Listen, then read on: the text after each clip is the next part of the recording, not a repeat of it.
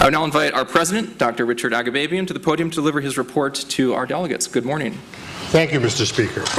My fellow delegates, colleagues, and invited guests.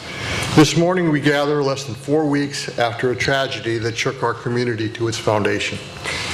The senseless acts of April 15th immediately took 3 young, promising lives. Hundreds more were injured in a matter of seconds. Thousands were deeply shaken. Subsequently, 1 law enforcement officer was killed and another badly wounded. In Massachusetts, our communities, our traditions, and our daily routines were violated by assailants acting in a despicable and uncivilized manner. Worse yet, it happened on Patriots' Day, a holiday that honors our ancestors for standing up to tyranny and political oppression. Patriots' Day defines this city and this Commonwealth in so many ways. There are many things we could say about the events of April 15th. I'd like to focus my comments on the extraordinary emergency response. As a society of medical professionals, on that day, we were very proud of how our physicians, nurses, emergency personnel, and volunteers cared for the injured in the minutes, hours, and days that followed the bombing. Their work saved many lives, perhaps more than we will ever know. This did not occur because of good fortune or their exemplary character.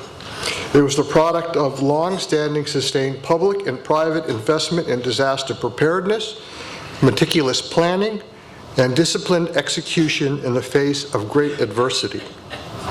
In this Commonwealth, we are fortunate to have a strong emergency response framework. All state, local health care, and public safety agencies are part of the planning process. Disaster planners in Massachusetts apply the lessons learned from natural and man-made disasters that have occurred around the world. They study these lessons in the classroom, and I can assure you, in many cases, while deployed in the field. On Boston's Boylston Street, precisely 2:50 in the afternoon on April 15th, all the planning and preparation was put to the ultimate test.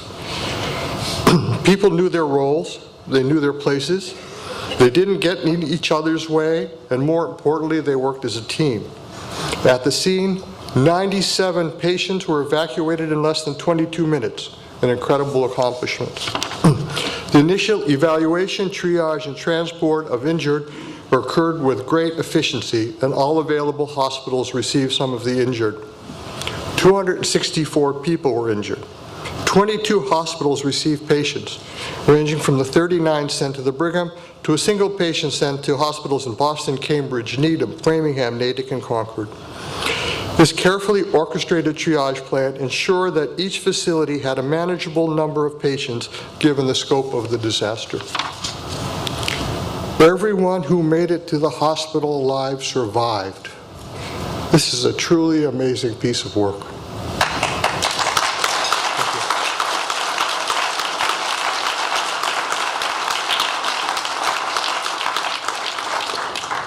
We know that practice is essential for success. We cannot overstate the importance of the repeated disaster drills and the learning we get from each of them, after which our planners look at what worked, what didn't work, how can we improve our response the next time. The communication systems that the medical and law enforcement communities used was also vital. It was redesigned by the Commonwealth after reviewing the lessons learned from the attacks on the World Trade Center on 9/11. MMS and many other organizations supported the redesign. Thanks to this system, accurate information was shared quickly and effectively. The importance of this achievement cannot be overstated. Finally, we cannot forget the injuries that may not have been visible to the television cameras that patrolled the streets of Boston on that day and for many days after. Invariably, there is a psychological toll to a disaster like this, the one we just experienced. The toll is on the victims, the families, the physicians, nurses, and volunteers. It wasn't long after the initial response began to wind down that we heard reports of even highly trained physicians and nurses who were having trouble processing what they had just experienced. This is a phenomenon that we have observed after many major disasters. We're professionals, but we're human beings first. State and city authorities began coordinating mental health services within days. The MMS sponsored support sessions for BAA volunteers a week after the bombing. Dozens of people were there, volunteers, nurses, and physicians. Some felt they had failed, even though they cared for dozens of injured bystanders and saved lives. They were in pain, and they will need our continued support. The Mass Support Network, a unit of MA Responds, continues to provide counseling services for those affected by the event. The MMS Physician Health Services remains available to any affected physician now and in the future. There are additional opportunities for the MMS to provide a leadership role in extracting what we can learn from this event and help to translate the lessons into future responses. We're currently working to develop programs that would bring together representatives of all sectors of our community. These are the things we can do and we should do. So, what have we learned about ourselves as a community of physicians, as a city, and as a Commonwealth? We learned that we are indeed strong. We are heroic, brave, and resilient. When called upon, we rise to the challenge, whether it's the hundreds of doctors and nurses who provided care on April 15th, or the millions of citizens who stoically remained indoors while law enforcement personnel did their job. In my role as MMS president, I also heard from my counterparts across the country, especially states where our medical personnel provided assistance in the past. From all accounts, the people of Massachusetts inspired people across the nation. Even Yankees fans applauded us.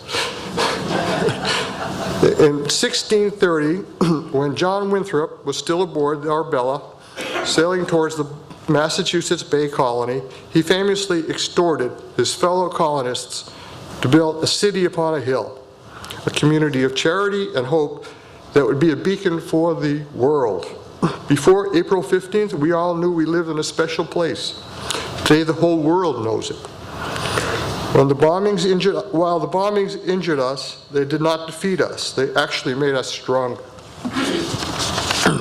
For we are not only Boston strong, but Boston proud. I'm honored to be your colleague, your neighbor, your friend, and a native son of this city and state. This weekend, at this meeting, may our work honor those who suffered and those who responded so well. Mr. Speaker, that concludes my report.